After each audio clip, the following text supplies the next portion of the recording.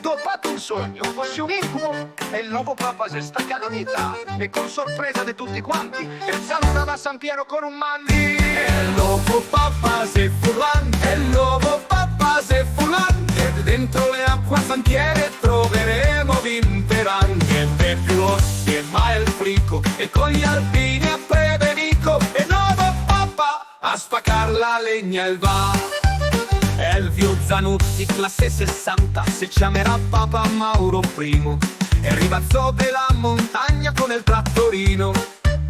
Dopo il concilio de Codroipo, la chiesa si è cambiata, adesso in sagrestia, i gazzonta la stalla e biada. Elvio Zanutti, classe 60, si chiamerà Papa Mauro I, e ribalzò della montagna con il trattorino.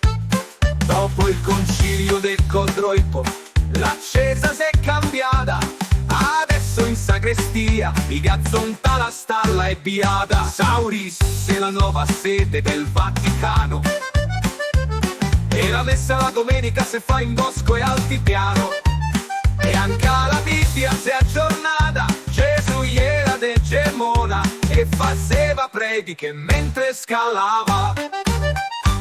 E il nuovo Papa se fulan, e il nuovo Papa se fulan, e dentro le acque santiere troveremo Vinteran, niente più ossi e mai il frico, e con gli alpini a Prevenico, e il nuovo Papa a spaccar la legna il va.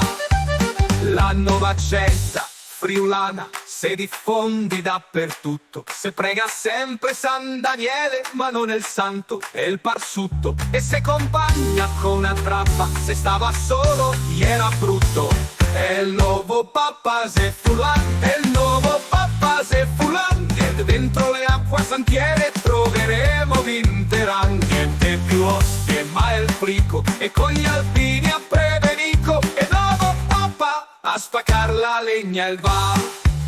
E il nuovo Papa è un furlan, in un'enciclica che ha scritto che Dio era furlan e il diavolo un bel dritto.